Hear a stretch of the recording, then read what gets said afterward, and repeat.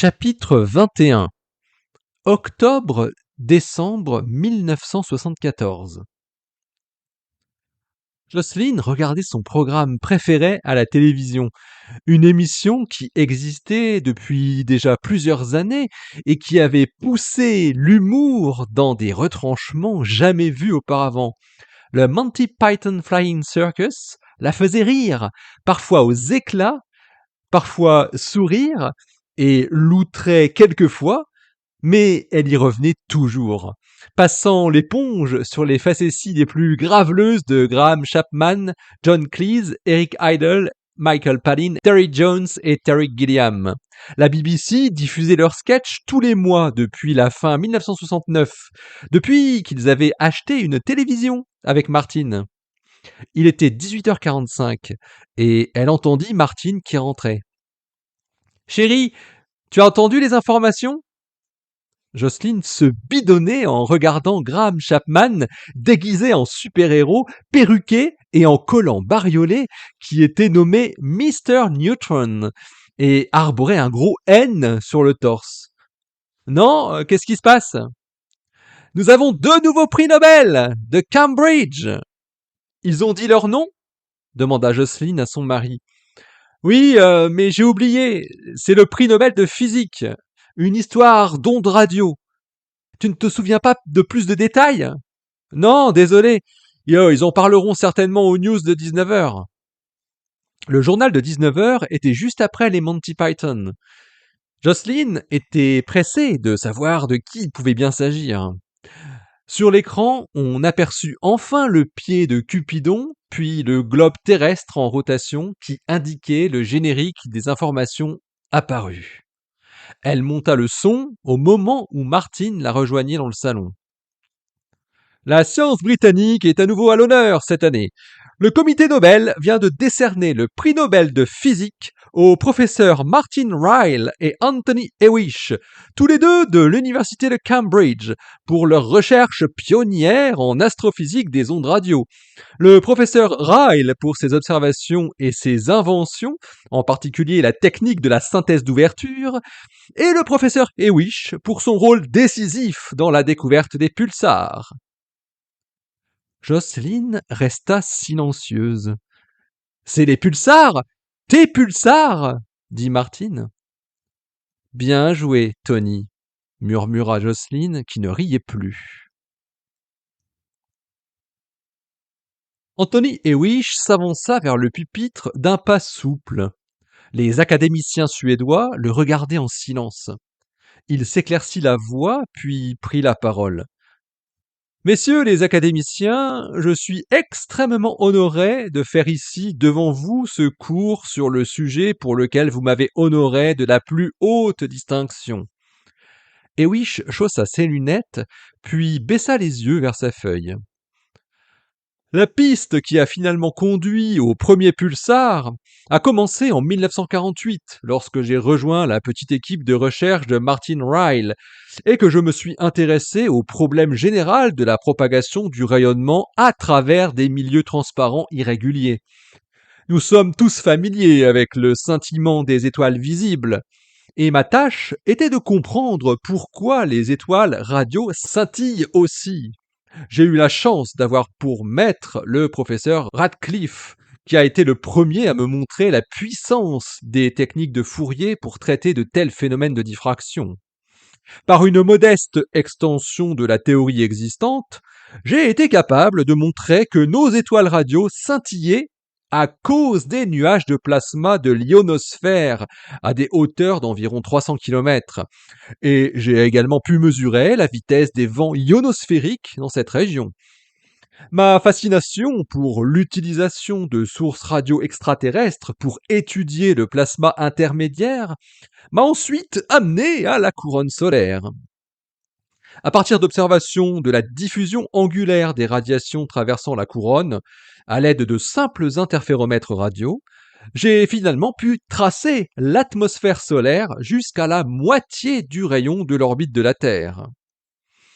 Dans mon carnet de notes de 1954, il y a un commentaire disant que si les sources radio étaient de taille angulaire suffisamment petite, elles illumineraient l'atmosphère solaire avec une cohérence suffisante pour produire des modèles d'interférence au niveau de la Terre, qui seraient détectables comme une fluctuation très rapide de l'intensité.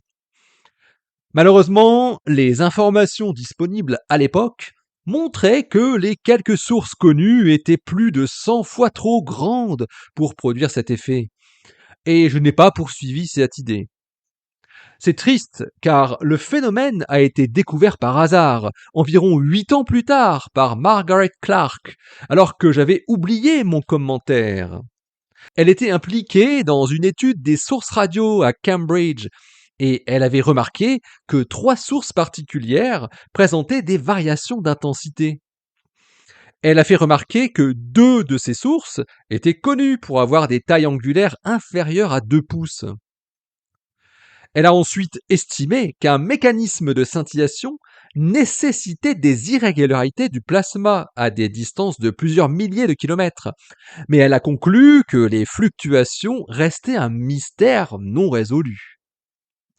Au cours d'une discussion de groupe, je me suis soudain souvenu de ma conclusion précédente et j'ai réalisé que si les sources radio sous-tendaient un angle inférieur à 1 seconde, elles pourraient présenter la scintillation d'intensité prévue, causée par les nuages de plasma dans le milieu interplanétaire. Avec l'aide de Scott et Collins, des observations spéciales de 3C48 et d'autres sources radio quasi-stellaires furent donc réalisées et le phénomène de scintillation fut immédiatement confirmé. Puisque la scintillation interplanétaire, comme nous avons appelé ce nouvel effet, pouvait être détectée dans n'importe quelle direction de l'espace, je l'ai utilisé pour étudier le vent solaire, qui avait alors été découvert par des sondes spatiales lancées en orbite bien au-delà de la magnétosphère. Il était intéressant de suivre les modèles de diffraction interplanétaire alors qu'ils traversaient l'Angleterre à des vitesses supérieures à 300 km par seconde et d'échantillonner le comportement du vent solaire bien au-delà du plan de l'écliptique où les engins spatiaux ne se sont pas encore aventurés. Anthony Hewish s'arrêta quelques secondes pour décoller la feuille suivante de sa petite liasse. La technique de scintillation a également fourni un moyen extrêmement simple et utile de montrer quelles sources radio avaient des tailles angulaires dans la gamme de 0,1 à 1 seconde. La première source vraiment inhabituelle mise en évidence par cette méthode est apparue en 1965, quand, avec mon étudiant Okoy, j'ai étudié l'émission radio de la nébuleuse du Crabe. Nous avons trouvé une composante scintillante proéminente dans la nébuleuse, qui était bien trop petite pour être expliquée par le rayonnement synchrotron conventionnel. Et nous avons suggéré que cela pouvait être les restes de l'étoile originale qui avait explosé et qui montrait encore de l'activité sous forme d'émissions radio de type éruption. Cette source s'est avérée par la suite n'être autre que le célèbre pulsar de la nébuleuse du Crabe. En 1965, j'ai dessiné les plans d'un radiotélescope avec lequel je comptais réaliser une étude à grande échelle de plus de 1000 radiogalaxies en utilisant la scintillation interplanétaire pour obtenir une haute résolution angulaire. Pour atteindre la sensibilité requise, il était nécessaire de couvrir une surface de 18 000 m². Et parce que la scintillation due au plasma est plus prononcée aux grandes longueurs d'onde, j'ai utilisé une longueur d'onde de 3,7 mètres. La conception finale était un réseau contenant 2048 antennes dipôles. Cette année-là, une nouvelle étudiante diplômée m'a rejoint, Jocelyn Bell, qui est devenue responsable du réseau de câbles reliant les dipôles. L'ensemble du système a été construit grâce à des efforts locaux et nous avons compté sur l'aide volontaire de nombreux membres de l'équipe de Cambridge. Le radiotélescope était terminé et testé en juillet 1967 et nous avons immédiatement commencé à étudier le ciel. Notre méthode d'utilisation de la scintillation pour la mesure quantitative des tailles angulaires exigeait des observations répétées afin que chaque source puisse être étudiée à de nombreuses élongations solaires. En fait, nous avons sondé toute la gamme du ciel accessible à des intervalles d'une semaine. Pour maintenir une évaluation continue de l'étude, nous nous sommes arrangés pour reporter les positions des sources radio scintillantes sur une carte du ciel au fur et à mesure que chaque enregistrement était analysé, et d'ajouter des points lorsque les observations étaient répétées à des intervalles hebdomadaires. De cette façon, les sources authentiques pouvaient être distinguées des interférences électriques, car il est peu probable que ces dernières reviennent avec les mêmes coordonnées célestes. Anthony Hewish reprit son souffle un instant en levant les yeux vers l'auditoire, puis revint vers sa feuille. Il est tout à l'honneur de Jocelyn Bell d'avoir pu suivre le flux de papier provenant des 4 enregistreurs. Un jour, vers la mi-août 67, Jocelyn me montra un enregistrement indiquant des signaux fluctuants qui auraient pu être une faible source subissant une scintillation lorsqu'elle était observée dans la direction antisolaire. C'était inhabituel car une forte scintillation se produit rarement dans cette direction et nous avons d'abord pensé que les signaux pouvaient être des interférences électriques. Nous avons donc poursuivi l'étude de routine. À la fin du mois de septembre, la source avait été détectée à plusieurs reprises, bien qu'elle n'était pas toujours présente. Et je soupçonnais que nous avions localisé une étoile éruptive, peut-être similaire aux naines de type M étudiées par Lovell. Mais la source présentait également des décalages apparents de l'ascension droite allant jusqu'à 90 secondes, ce qui était une preuve contre une origine céleste. Nous avons installé un enregistreur à grande vitesse pour étudier la nature des signaux fluctuants, mais sans succès car l'intensité de la source est passée en dessous de notre limite de détection. Au cours du mois d'octobre, cet enregistreur était nécessaire pour des observations prévues d'une autre source, 37273, pour vérifier certains aspects de la théorie de la scintillation.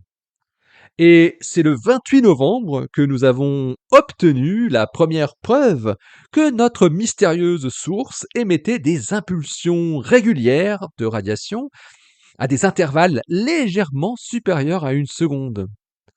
Je ne pouvais pas croire qu'une source naturelle puisse rayonner de cette manière, et j'ai immédiatement consulté des collègues astronomes dans d'autres observatoires pour savoir s'ils avaient des équipements en fonctionnement qui auraient pu générer des interférences électriques à un temps sidéral proche de 19h19. Au début du mois de décembre, la source a augmenté d'intensité et les impulsions étaient clairement visibles au-dessus du bruit. Le fait de savoir que les signaux étaient pulsés m'a permis de déterminer leur phase électrique et j'ai réanalysé les relevés de routine. Cela a montré que l'ascension droite était constante. Les variations apparentes avaient été causées par le changement d'intensité de la source.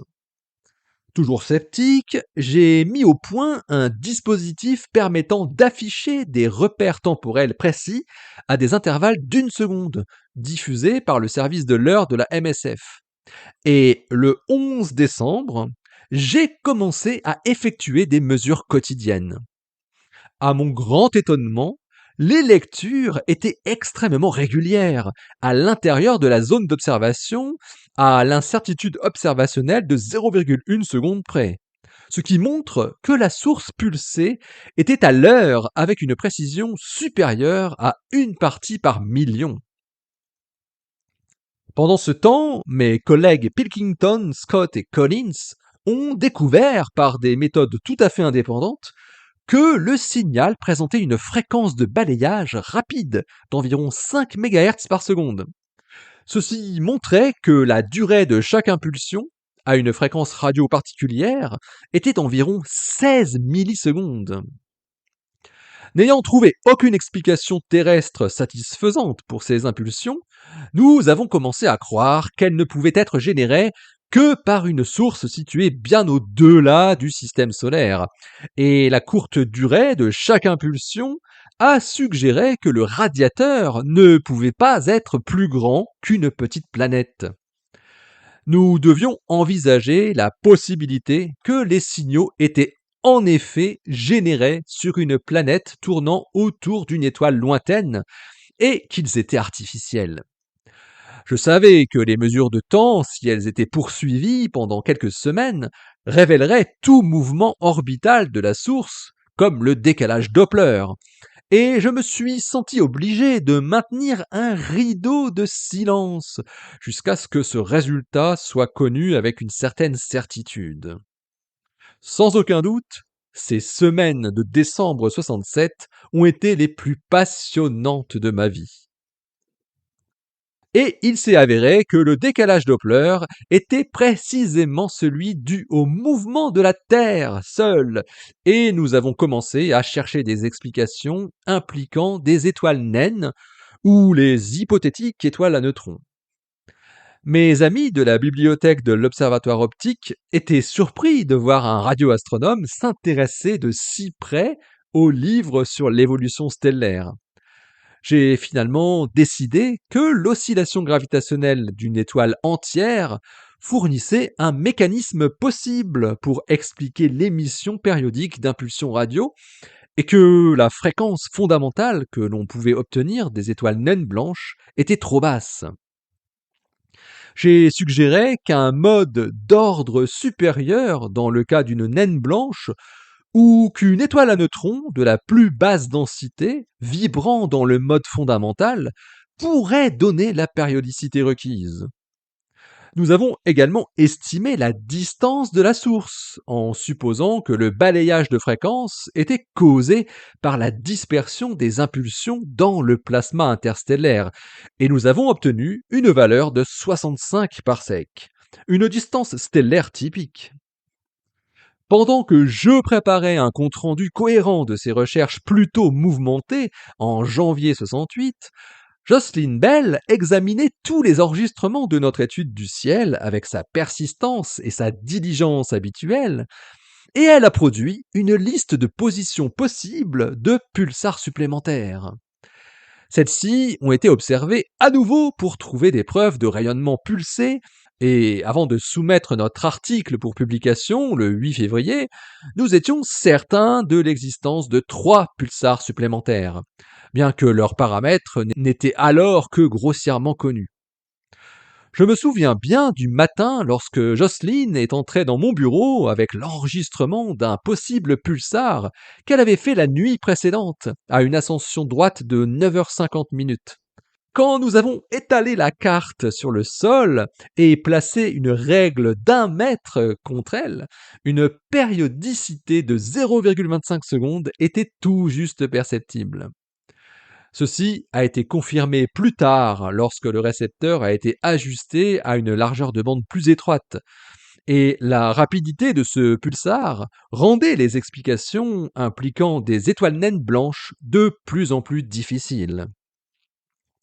Les mois qui ont suivi l'annonce de notre découverte ont été très chargés pour les observateurs et les théoriciens, alors que les radiotélescopes du monde entier se tournaient vers les premiers pulsars, et les informations ont afflué à un rythme phénoménal. C'est Gold qui a été le premier à suggérer que la rotation des étoiles à neutrons était le mécanisme le plus simple et le plus flexible pour expliquer l'horloge des pulsars, et avec la prédiction que la période d'impulsion devrait augmenter avec la durée de vie du pulsar. La découverte d'un pulsar dans la nébuleuse du Crabe a confirmé cette hypothèse de manière spectaculaire. La détection d'une lumière pulsée provenant de l'étoile, qui avait été précédemment identifiée comme le vestige de l'explosion initiale, a constitué un autre soutien impressionnant à l'hypothèse de l'étoile à neutrons. Selon les théories de l'évolution stellaire, c'est précisément là qu'une jeune étoile à neutrons devrait être créée. Gold a également montré que la perte d'énergie rotationnelle, calculée à partir de l'augmentation de la période pour un modèle d'étoile à neutrons, était exactement celle nécessaire pour alimenter le rayonnement synchrotron observé dans la nébuleuse. Aujourd'hui, en 1974, avec plus de 130 pulsars répertoriés dans le ciel, il y a des preuves très fortes que le modèle du phare de l'étoile à neutrons est correct. Aucune autre étoile ne pourrait tourner assez vite sans se fragmenter pour expliquer les pulsars les plus rapides. Pourtant, des périodes allant de 33 millisecondes à 3,5 secondes sont facilement prises en compte par la théorie de la rotation. En même temps, il n'y a malheureusement aucune théorie satisfaisante pour expliquer l'émission radio générée par ces minuscules étoiles qui ont un rayon de seulement 10 km. La prédiction selon laquelle de la matière à la densité presque inimaginable de 10 puissance 18 kg par mètre cube pourrait se former par compression gravitationnelle à l'intérieur des étoiles a été faite par Baade et Zwicky en 1934, peu après la découverte du neutron par Chadwick. À cette densité, seule une petite fraction des protons et des électrons d'origine pourrait exister, et la matière serait principalement constituée de neutrons. C'est la pression quantique provenant des neutrons qui obéissent aux statistiques de Fermi qui équilibre la compression gravitationnelle supplémentaire. Puis finalement, l'énergie de Fermi peut devenir relativiste et conduire à un nouvel effondrement gravitationnel.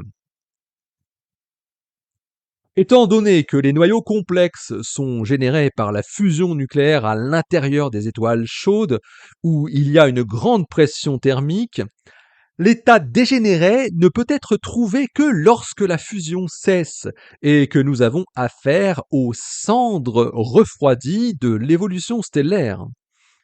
Les étoiles qui donnent naissance aux étoiles à neutrons sont plus massives que le Soleil, et l'on pense que la formation des étoiles à neutrons est associée aux explosions de supernovas. Depuis la découverte des pulsars, les physiciens de l'état solide du monde entier se sont montrés très actifs, car la matière à neutrons à n'importe quelle température inférieure à environ 1 milliard de Kelvin se comporte plutôt comme la matière ordinaire, qui aurait une température proche du zéro absolu. Le modèle généralement admis d'une étoile à neutrons consiste en des coquilles concentriques ayant des propriétés physiques très différentes, comme l'explique Ruderman. À la surface de l'étoile, il est probable qu'il existe une coquille de fer, puisque le fer 56 est le noyau le plus stable. Les atomes seraient normaux si aucun champ magnétique n'était présent. En astrophysique, il est peu judicieux d'ignorer les phénomènes magnétiques. Et l'effondrement gravitationnel, qui suit l'explosion d'une supernova, comprime probablement le flux magnétique stellaire originel pour produire des champs de surface de 10 puissance 8 Tesla ou plus. Dans des champs de cette ampleur, le rayon de giration des électrons dans les niveaux d'énergie atomique devient plus petit que le rayon de Bohr, et les fonctions d'ondes électroniques adoptent une forme cylindrique. Il est beaucoup plus difficile d'ioniser des atomes déformés de ce type, ce qui est important lorsqu'on envisage la génération d'une magnétosphère autour de l'étoile à neutrons. Sous la peau de fer, la compression croissante force les électrons à atteindre des niveaux d'énergie plus élevés jusqu'à ce qu'ils soient entièrement libérés des noyaux positifs. Les noyaux non blindés s'installent alors dans un réseau rigide ayant une température de fusion d'environ 1 milliard de Kelvin. À de plus grandes profondeurs, les énergies des électrons deviennent relativistes et ils commencent à se combiner avec les protons des noyaux, augmentant ainsi la population de neutrons. C'est le processus de désintégration bêta inverse. À une profondeur suffisante, presque tous les électrons et les protons ont disparu et les noyaux ont été convertis en une mer de neutrons. La lacune énergétique pour l'appariement des neutrons est de l'ordre de plusieurs MeV, ce qui correspond à une température de transition superfluide de 1 à 10 milliards de Kelvin. Et comme les jeunes étoiles à neutrons se refroidissent rapidement à des températures inférieures à 1 milliard de Kelvin, la mer de neutrons devrait se comporter comme un superfluide quantique. Les quelques protons restants s'appareilleront de la même manière et entreront dans un état supraconducteur, tandis que les électrons résiduels se comporteront normalement.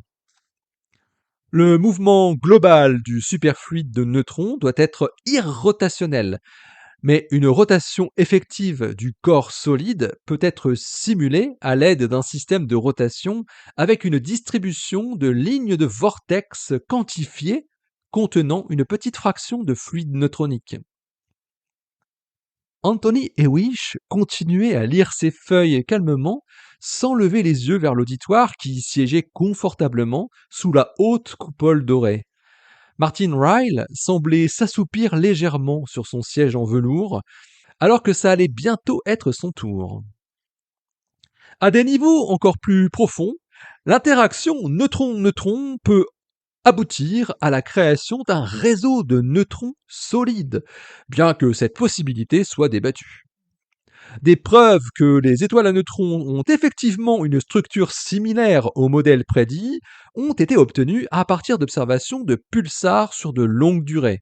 Celle-ci montre que l'augmentation systématique de la période, correspondant à une perte régulière d'énergie de rotation de l'étoile en rotation, est parfois interrompue par des changements discontinus. On observe que la plupart des pulsars ralentissent sur une échelle de temps typique de 1 million à 10 millions d'années, bien que les pulsars les plus rapides, dans les supernovae du Crab et de Vela, ont des échelles de temps de seulement 1000 à 10 000 ans respectivement. Les discontinuités présentent souvent une diminution abrupte de la période, suivie d'un retour à une valeur légèrement réduite avec un temps de relaxation caractéristique. Pour le pulsar du crabe, cet effet peut être expliqué par un modèle de croûte rigide et de noyau liquide. Les jeunes étoiles à neutrons sont susceptibles de tourner rapidement à la naissance, avec des vitesses angulaires pouvant atteindre 10 000 radians par seconde, et elles auront donc une forme sphéroïdale. Lorsqu'une étoile ralentit, elle a tendance à devenir moins sphéroïdale et la croûte rigide se fracturera à intervalles irréguliers car l'augmentation de la contrainte l'emporte sur la rigidité. Lorsque cela se produit, la croûte tourne momentanément plus rapidement, mais plus tard, l'augmentation du moment angulaire sera couplée dans le fluide où se trouve la majeure partie de la masse. La constante de temps observée pour le couplage est en bon accord avec le modèle superfluide et serait bien plus petite dans le cas d'un intérieur fluide normal. Il est remarquable qu'une croûte de seulement 10 micromètres est suffisante pour expliquer les anomalies de période du pulsar du crabe. Lorsque l'on applique un raisonnement similaire au pulsar de Vela, on constate que les anomalies sont plus importantes. Il s'avère alors nécessaire d'invoquer un noyau solide à réseau de neutrons dans lequel les contraintes imposées lorsque l'étoile était jeune sont relâchées par intermittence. On entendit soudain une porte claquer au loin, qui résonnait jusque dans la grande salle. Hewish s'arrêta, leva la tête, puis se replongea dans son texte sur un ton monocorde. Il est étrange que l'on semble mieux comprendre l'intérieur des étoiles à neutrons que leur atmosphère dans lesquelles est généré le rayonnement qui les rend détectables. Ginzburg et Zeleniakov ont résumé en détail les problèmes électrodynamiques qui apparaissent. Le modèle sur lequel les théoriciens se concentrent le plus est le modèle d'un rotateur magnétique oblique, dans lequel le pulsar peut être considéré comme une dynamo, alimentée par l'accumulation initiale d'énergie cinétique rotationnelle, et la convertissant en radiation en même temps qu'un flux de particules relativistes au moyen d'un grand champ magnétique. Le modèle du rotateur oblique a été envisagé pour la première fois par Pacini avant la découverte des pulsars, et c'est Gold qui a suggéré qu'une magnétosphère corotative étendue jouait un rôle vital. Goldreich et Julian ont ensuite montré que les forces électriques résultant de l'induction unipolaire seraient suffisantes pour entraîner les charges de la surface stellaire et les distribuer ensuite dans une magnétosphère corotative.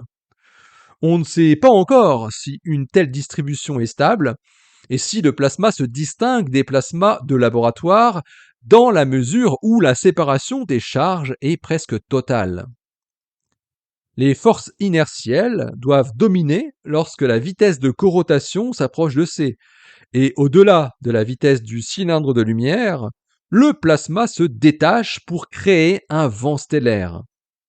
Dans de tels modèles, on pense que les régions polaires jouent un rôle crucial puisque les particules peuvent s'échapper le long des lignes de champ ouvertes. Dans un tel cadre global, il existe un mouvement ordonné des charges qui génèrent les ondes radio que nous observons, ainsi que les régions qui émettent de la lumière et des rayons X pour le plus jeune pulsar du crabe. La richesse fascinante des phénomènes de polarisation, de forme d'impulsion, les spectres radio, les variations d'intensité et les périodicités secondaires complexes peuvent finalement fournir des preuves essentielles pour résoudre nos incertitudes actuelles. Mais il y a de bonnes raisons de croire que le schéma général est correct. Hewish arrivait à sa conclusion. En décrivant la physique des étoiles à neutrons et la chance que j'ai eue de tomber sur elle, j'espère avoir donné une idée de l'intérêt et des récompenses qui existent à l'extension de la physique au-delà des limites des laboratoires. C'est une belle époque pour être astrophysicien. Et je suis également profondément conscient de ma dette envers tous mes collègues du laboratoire de Cavendish. Tout d'abord à Sir Martin Ryle pour son flair unique qui lui a permis de créer une équipe aussi sympathique et stimulante au sein de laquelle travailler. Il leva les yeux vers son collègue qui trônait face à lui et qui s'était bien réveillé. Deuxièmement, à Jocelyn Bell pour le soin, la diligence et la persistance qui ont conduit à notre découverte si tôt dans le programme du radiotélescope à scintillation interplanétaire. Et enfin, à mes amis qui ont contribué si généreusement à de nombreux aspects du travail. Anthony Hewish s'inclina lentement en direction des académiciens en faisant flotter son queue de pie, puis alla s'asseoir sur le fauteuil moelleux qui lui était réservé à côté de son mentor.